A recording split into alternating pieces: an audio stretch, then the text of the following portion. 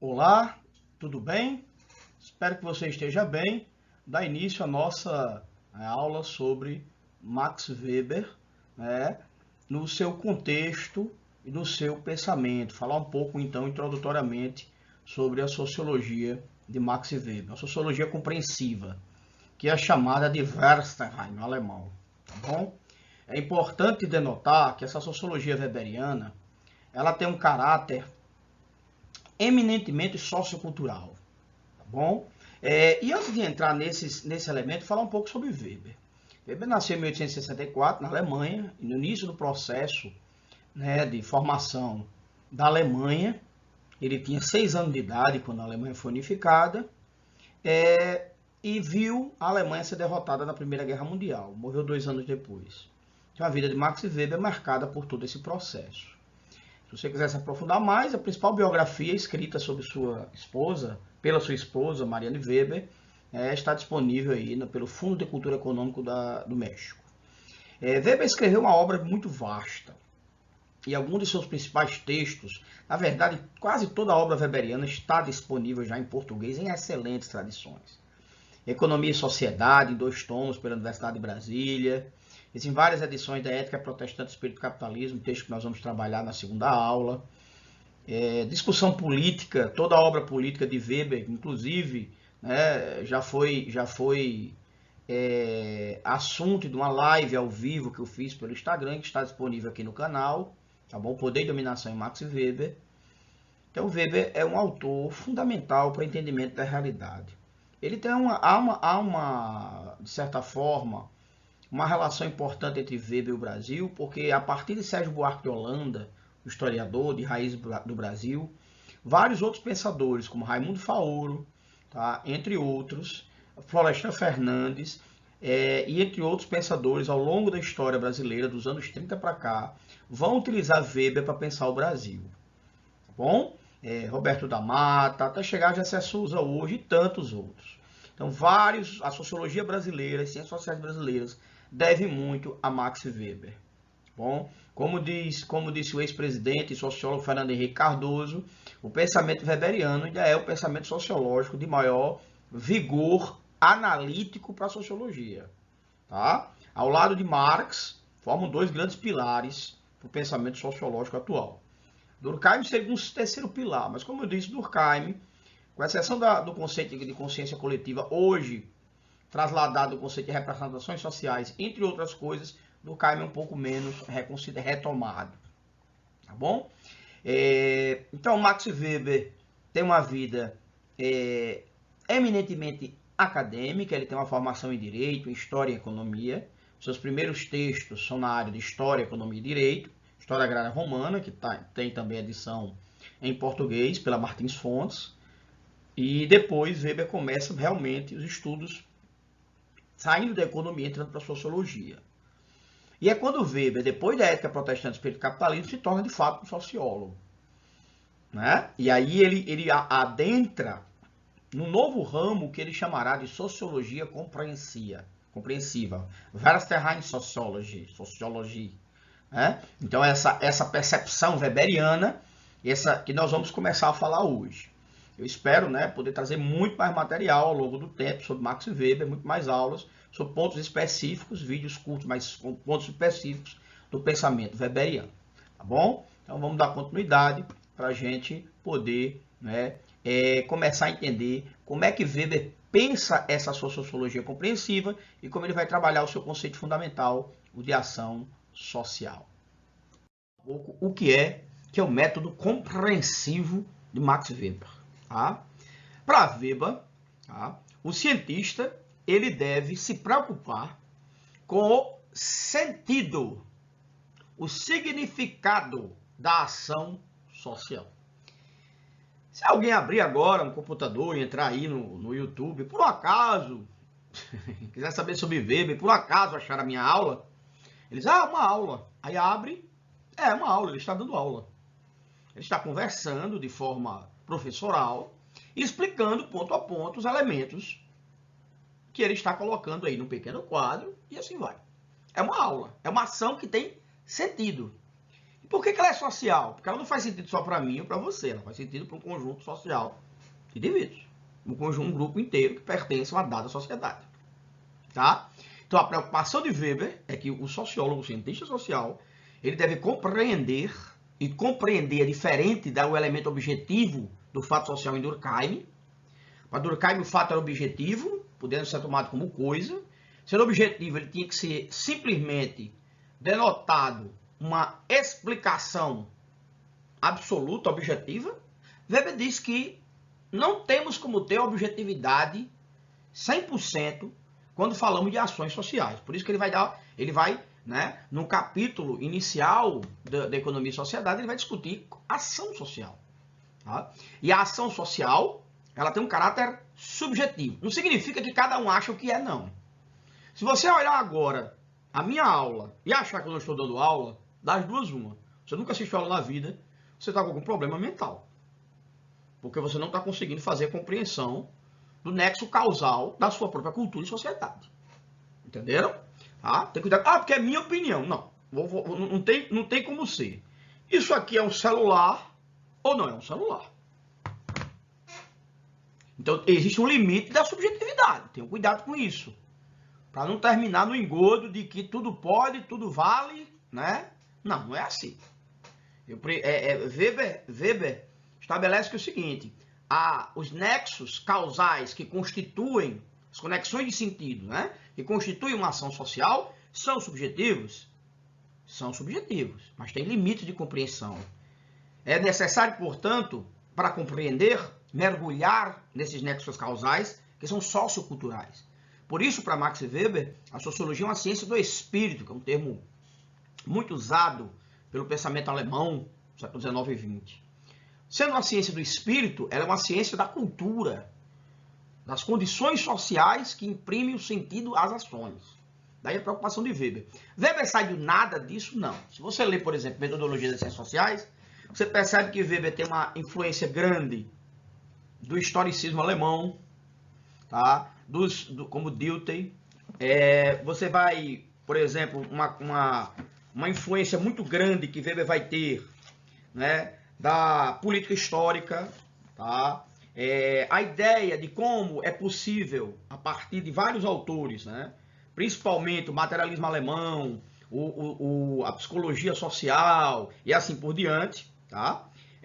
Inclusive tem um capítulo importantíssimo, que é o capítulo 8 nesse livro, onde ele faz a categoria da sociologia compreensiva. Importante isso aqui. Ele diz, por exemplo, há uma relação com a psicologia, há uma relação com o agir, a relação com o consenso e assim por diante, tá? Então, o texto, alguns livros, eles terminam repetindo sempre alguns textos de Weber. Lembrando que como Weber já morreu, já vai fazer 100 anos agora de sua morte, eu não sei se é exatamente o dia, nós estamos comemorando, deveríamos estar comemorando 100 anos da morte de Max Weber, 100 anos que ele nos deixou, mas infelizmente por causa da pandemia nós não estamos. Mas eu vou fazer uma série de aulas exclusivas, para além desse curso de Sociologia básico, só sobre Weber. Então eu vou tratar obra por obra dele, bem direitinho, de forma muito aprofundada. Na aula 2 nós vamos discutir a ética protestante, mas de forma bem ampla. Vou depois de falar de forma aprofundada, tópico a tópico, o pensamento de Max Weber, tá bom? Então, não é possível para Weber, sendo ele, tá, um neocantiano, a compreensão da realidade da sua totalidade. Como assim? Que história é essa neocantiana? Para Kant, a realidade era dividida entre fenômeno e coisa em si. O fenômeno é aquilo que você percebe. Você está vendo o fenômeno aqui, o celular. Certo? O fenômeno celular não é a totalidade da realidade celular. Porque há elementos dessa realidade aqui que você não consegue compreender. Você consegue compreender os softwares? Ah, eu consigo. Ótimo. A formação do hardware aqui? Tá, consigo. Eu sou o cara da computação. Maravilha. Você consegue ver em nível microscópico isso aqui? Em nível quântico? Não. Ótimo. Então, você consegue ver apenas uma parte da realidade. Toda a realidade, ela é limitada pela nossa capacidade de compreensão, pela nossa cognição. Tá? Pela minha capacidade de perceber o espaço, o tempo, pelos meus olhos, meu sentido cerebral, o maquinário que eu uso para compreender essa realidade. Tá certo? Ó, Kant escreveu isso há mais de 200 anos. Immanuel Kant. E aí, é interessante como isso é válido para a ciência hoje. Tá? Vocês vão perceber de forma indireta que Marx, Durkheim, todo o pensamento científico social do século XX ainda tem essa influência de Kant muito forte, tá bom? Então, só um exemplo aqui, por exemplo, quando eu analiso a escola, eu estou analisando o fenômeno escola.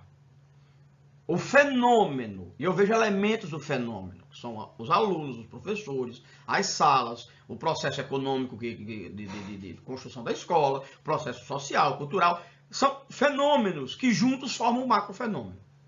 Como a ciência não pode dar conta de todo o fenômeno, ela tem que estudar fenômeno por fenômeno. Né? De toda a totalidade, desculpe, tem que estudar fenômeno por fenômeno. Isso é uma percepção do Max Weber, tá bom? Também. Então, o que é a ação social? É o objeto de estudo da sociologia compreensiva. Ela quer compreender a ação social, que é toda conduta humana, ou um ato, ou omissão ou permissão. Você faz algo, você omite-se ou você permite, oficialmente, dá uma permissão ilícita, né? Objetiva, óbvia. Que ela tem sentido dado por aquele que é subjetivo, por aquele que executa, tendo em vista sempre a ação de outrem. Você age a partir do sentido, a partir da ação de outro, ou é percebido a partir de outros. Por isso que é social. Tá? Mas é o indivíduo que percebe isso. Mas ele percebe isso porque ele está adentrado dentro de um corpo sociocultural, dentro da sociedade. Uma instituição, um sistema sociocultural. Tá? Então, lembrando, as ações sociais são sociais. Se elas fossem apenas psicológicas, não seriam sociais. Existem ações psicológicas, obviamente. Tá? Com certeza, um esquizofrênico ele tem um sistema, uma forma única de ver o mundo, que é a única. Nós tendemos a chamar isso de doença, mas eu vou dar um exemplo para vocês. Por exemplo, a síndrome de Asperger, o autismo, que já foi considerada, e ela tem vários níveis, ela já foi considerada uma doença intratável, uma doença mental. Hoje é considerada uma forma de ver o mundo, cada vez mais. Então, a série do Netflix, o Atypical, mostra um pouco isso. É difícil para o indivíduo que não é atípico vivenciar num mundo onde tem padrões de tipicidade o tempo todo. Mas isso são processos históricos, são processos socioculturais, tá bom? A ação social, toda ação social é dotada de causa, ela tem uma intencionalidade e ela tem uma expectativa. Algo causa uma ação social. O professor está dando aula. Tá? Então, por que ele está dando aula via internet? Porque a pandemia não permite o nosso encontro presencial. Ótimo. Qual a intenção? Deixar cada vez mais claro, da forma como se faz presencialmente, o conteúdo. Qual é a expectativa? Vocês aprendam e, por favor, leiam os textos. É isso. Né? Então, é um exemplo. A expectativa é que haja um aprendizado. O processo de ensino-aprendizado ele se feche. Tá? Então, toda ação tem causa, intenção, expectativa e toda ação ela é social. Dito isso, olha só que interessante, tá? A ação, primeira coisa, ela pode ser também uma conduta reativa. Ela é reação a algo, então não é só a reação, ela é uma reação. Mas aí tem que ter entendido, embora seja uma reação, Weber não toma como ação social porque ela tem um caráter de falta de sentido. É complicado pensar um pouco isso, mas vamos dizer que você tem muito medo de barata. E alguém já deve estar aí, né, tomado de pânico. Você tem medo das companheiras lá, os artrópodezinhos, bem pequenininhos, criaturas pequenininhas, que, tirando questão de higiene, não nos fazem mal, mas em termos de higiene elas são um problema. Tá? Não é bom ter um ambiente com baratas, elas propagam doenças, formigas também fazem isso. Mas nós não temos esse medo. Né? As pessoas não tendem a ter medo de formiga. O medo de barata ele é construído socioculturalmente. Mas uma vez instalado, por que é construído? Existem várias pesquisas mostrando isso. Você pega a criança de 2 anos, pega uma baratinha de plástico, bota em cima da comida dela, ela olha a baratinha de plástico, pega, olha, brinca, joga fora, mastiga, tá nem aí. Você pega uma criança de 5, onde já foi internalizado o medo de barata, bota a baratinha de plástico, ela não quer mais comer comida. Ok? Baratinha de plástico, né? Essa que tem para vender, para assustar as pessoas. Eu até acho que eu tenho uma ali guardada. Mas eu não ando assustando ninguém, não. Era mais para dar exemplo mesmo. Então, essa reação pode ser homogênea ou instintiva, pressão natural fisiológica. Você tem uma disenteria, você corre para o banheiro. Você tem duas opções. Fazer onde você está, o que vai lhe causar mais problemas, ou correr para o banheiro. É uma ação absolutamente fisiológica, natural. Absolutamente fisiológica, natural. Ok?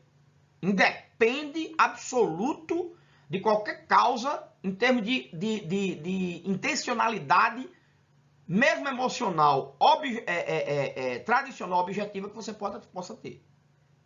Tá bom? Ou você pode ser espelhado dos outros. Isso é mais complicado, mas Weber coloca isso. Pode ser imitativa de multidão. Eu já tendo a achar que mesmo uma conduta espelhada ou imitativa, ela pode ser uma ação social tradicional. A gente vai ver isso daqui a pouco. Mas Weber diz que não. Eu não concordaria, não. Tá? Mas ele estabelece que algumas são puramente imitativas. E Weber não vê, se não há uma causa objetiva, mas imitar o outro pode ter uma expectativa a ser gerada. Tá? E ser prática, por exemplo, a gente vai ver isso daqui a pouquinho, sobre tradição.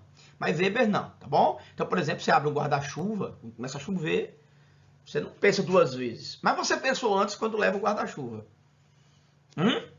O fato de você ter o guarda-chuva, de levá-lo, é uma ação social. Mas ao fato de abrir assim, começar a chover, não. Tá bom? Dando continuidade. Vamos então, agora, finalmente, falar sobre os tipos puros de ação racional. Tá? Os tipos puros de ação racional. Por que são tipos puros? Porque Weber chama esses tipos puros de tipos ideais. O que é que tipos ideais? São tipos idealizados, tá? São tipos idealizados? Não. Os tipos ideais, ou ideal-typics, são conceitos construídos historicamente, tá? São conceitos construídos historicamente para permitir aplicação na realidade, onde se extrai as características históricas, sociais mais importantes daquele fenômeno e se aplica aos fenômenos que existem na realidade. Em grosso modo, simplificando, é isso. Tá bom? Então, Weber conceitua dois grandes tipos. As irracionais, vamos começar de baixo para cima, as irracionais, as ações sociais irracionais e as ações sociais racionais. As ações irracionais, então, indo aqui, ó, da esquerda para a direita, quanto mais da esquerda, mais irracional. E aqui é o contrário. Aqui é o contrário, tá? Aqui é o contrário. Quanto mais para a esquerda, mais racional. Olha só. Preste atenção nesse macetezinho aqui, viu, moçada? Preste atenção nesse macete que é importante. Então, vamos lá. A ação social afetiva é toda ação social movida por emoções imediatas, causada por emoções imediatas. Vingança, desespero, inveja, felicidade. Ganhei na Mega Sena e sai vibrando, né? Aí, olha só. Você não esperava, você não calculou. Não é só fonte da tradição. E aí vai, né? Então, ela é a mais irracional, porque ela está ligada a emoções. Ela está ligada a emoções, tá bom? Por estar ligada a emoções, essa palavra aqui é importante. Por estar ligada a emoções, esse tipo de ação é fundamental, porque aí ele faz um gradiente de racionalidade e racionalidade. Ela é mais racional, mas é social porque ela é entendida, compreendida socialmente. Ela tem causa, tem intenção, tem expectativa, tá bom? O segundo tipo irracional é a tradicional. A ação social tradicional, aquela oriunda da tradição. Você executa uma ação porque sempre foi feita, porque ela é fruto do hábito, da tradição. Você é católico, passa um enfeite à igreja e se benze, tá bom? Você é judeu, acorda pela manhã, faz a lavagem das mãos. Você tem um dado costume ancestral na sua família que tem que ser feito naquele momento histórico, naquele momento semanal, mensal, anual. São exemplos, tá bom? As tradições estão ligadas às estruturas mais fundamentais da sociedade, tá bom? Os hábitos e costumes arraigados, imemoriais, você nem sabe de onde veio. Alguns inventados até há pouco tempo, mas se tornam tradições, tá bom? E as ações sociais racionais, Vamos então, agora pelo contrário, vamos da direita para a esquerda, tá? Aqui tem um pouco menos de racionalidade, é a ação social racional com relação a valores. O indivíduo age racionalmente, mas motivado pelo sentido de honra, de convicção e fidelidade a valor que ele tem que agir. Weber dá um exemplo lá no seu texto, ele diz o seguinte, ele fala dos três tipos dos tipos de ação social, dos 4 tipos, ele dá o exemplo do capitão que afunda com seu navio. Será que Weber estava pensando no capitão do Titanic, que afundou com seu navio? Mas não, isso era uma prática antiga já, isso era uma prática de honra, o capitão afunda com seu navio. Mas ele pensa, ele reflete antes. Não vai se matar, não, é porque é a responsabilidade dele cuidar do navio. Tá bom? Nem todos os capitães afundam com seu navio. Nem todos os empresários, quando quebram, pagam todas as suas dívidas, principalmente as trabalhistas. Alguns dão calote aí, mesmo tendo dinheiro. Outros não, eles honram. Então, se leva de forma racional, também em consideração o sentido de honra, porque há um elemento de moral, de ética presente e forte. E chegamos nela, que é importantíssima para você entender lá ao final da segunda aula aqui, tá bom? Que também já vai estar postada para a gente. Que é a ação racional, a ação social racional com relação a fins, ou com relação ao objetivo, ou com ela pode vir assim também, com sentido a fins ou com sentido a objetivos a serem alcançados. Porque o ideal é esse. O professor Tadeu está dando aula. É uma ação puramente racional. Tá? O professor fala, é puramente racional. Em algumas coisas em outras não. Em outras tem elemento de emoção, de valor, de tradição. Eu já dou essa aula aqui há 18 anos, então eu sei, né? Eu lembro. Agora, claro, você rever os textos, você faz uma análise do que está pensando. Por isso que esse tipo de ação social é muito mais racional. Ela tende a ser racional. É a ação típica, predominante, como nós vamos ver na parte 2 da nossa aula, da modernidade capitalista. Tá? É o do professor que dá aula, do engenheiro que planeja, né? do empresário que calcula, tá bom? Ela é a ação social racional, da pura racionalidade, tá? Lembrando, eu não estou falando de pensar apenas. Vamos para o conceito de racionalidade. Racionalidade é uma forma de calcular, de planejar, de antecipar todos os elementos de uma ação. Ok? Isso é ser racional. É o cálculo exigido que permite a antecipação, o planejamento de uma ação. Ok? Isso aí denota muito mais intencionalidade. Alguém pode dizer, parece conceito de direito, né? O cara faz assim, olha, o indivíduo que matou com intenção, que matou sem intenção.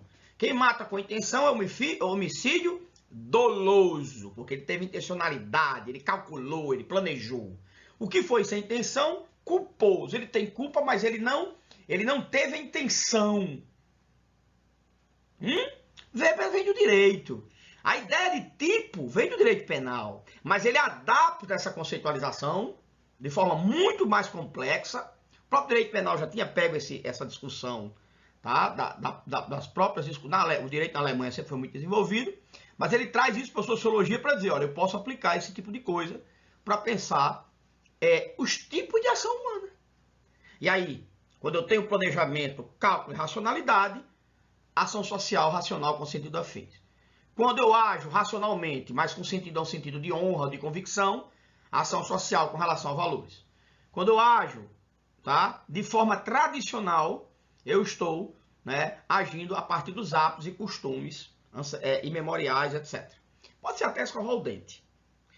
E quando eu ajo de forma de ação social afetiva, eu estou movido pela emoção. É isso, tá bom?